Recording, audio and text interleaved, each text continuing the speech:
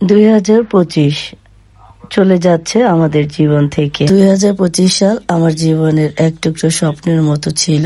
লন্ডনের ব্যস্ত জীবন ফেলে যখন বাংলাদেশের মাটির টানে পা রাখলাম, মনে হলো যেন নিজের ঠিকানায় ফিরে এলাম। বাগিনী, বোন, ছোট বাগিনা, ওরা সবাই আমার জন্য অপেক্ষা করছিল এয়ারপোর্টে। আমাকে দেখে সবাই এত খুশি হয়েছিল, কি বলবো আমি। আর আমার ভিতরটা তো কান্নায় ফেটে যাচ্ছিল সবাইকে সাথে পেয়ে। মা, বড় আপু অলরেডি আমাকে পেয়ে এত কান্না করেছে। সবার জন্য যখন গিফট এনেছি তখন চকলেট দেখে বাচ্চারা খুব খুশি হয়েছে। দেশে যাওয়ার পরে আব্বা আমার জন্য বড় বড় চিংড়ি মাছ নিয়ে এসেছে। আসলে এগুলি দেখে আমার কাছে খুবই ভালো লেগেছে। ছোট ভাইয়ের বউ সবসময় উল্টো পাল্টা, আর হচ্ছে ছোট বোন সবসময় খাওয়ার উপরেই চলে। বরাপুর বাসায় আমরা অনেক কিছু মোমো বানিয়ে নিজের হাতে খেয়েছি। ছোট ভাইয়ের বার্থডেতে একটা গিফট ছোট ভাইয়ের বউ ওকে দিয়েছে। আমি যেখানে দাঁড়িয়ে আছি সেটা একটা জমিন, আর সেই জমিনটা আমাদেরই। আমরা এখানে কচু শাক তুলে এনজয় করি। 16 ডিসেম্বরে বিজয় মাসে আমি একটা শাড়ি পরে সুন্দর করে ভাগ্নিটাকে নিয়ে রাতে বের হয়েছি। বরাপুর বাসায় গিয়ে দেখলাম একটা সুন্দর মিষ্টি কুমড়োর সাথে একটু রান্না করে নিলাম।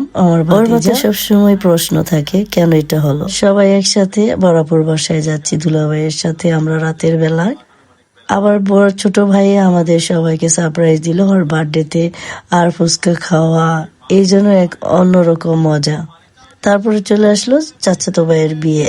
আমরা মেহেদি তুলতে যাচ্ছি সবাই। তারপর শাড়ি টাড়ি পরে আমরা সেজে গুজে মেহেদিতে যাচ্ছি, গায়ে হলুদের রাতে। সবাই সুন্দর সুন্দর শাড়ি পরেছিলাম। সেখানে যাওয়ার পরে মা আবার আমার চাচাতো ভাইয়ের হাতে মেহেদি দিয়ে দিল। সবকিছু করে আমরা সবাই সেলফি আর ভিডিও তোলা নিয়ে খুবই এনজয় করেছিলাম ফ্যামিলির সবাই একসাথে। যদিও বিয়েটা ওইরকম অনুষ্ঠান করে নাই, ঘরোয়া ভাবে অনুষ্ঠান করা হয়েছে। হচ্ছে আমার চাচি জীবনের সাথে সংগ্রাম করে লড়াই করে ওদেরকে অনেক বড় করেছে কষ্ট করে। কারণ আমার চাচা ওদের অনেক ছোট ছোট রেখে মারা যায়। সেই চাচাতো ভাইয়ের বিয়েতে আমরা অনেক এনজয় করেছি। ওর নামটা ইমন, আমি রেখেছিলাম ওর নাম। এ হচ্ছে আমার বাগ্নি, ওকে খাইয়ে দেওয়া হচ্ছে। এই হচ্ছে আমার ছোট চাচার হাতে খাওয়ার জন্য অন্যরকম একটা ফিল হচ্ছিল। তারপর কি সেজে গুজে বউভাতে ভাইয়ের বিয়েতে চলে যাচ্ছি। সব থেকে স্পেশাল ছিল চাচাতো ভাইয়ের বিয়ে। আমরা সবাই চাচাতো ভাইয়ের বিয়ে খাওয়ার জন্য কমিটি সেন্টার চলে ফ্যামিলির সাথে এত সুন্দর একটা দিন কাটাবো সেটা আমার ধারণাই ছিল না। চাচাতো ভাইকে নিয়ে আমরা একটু স্টেজে যাচ্ছি।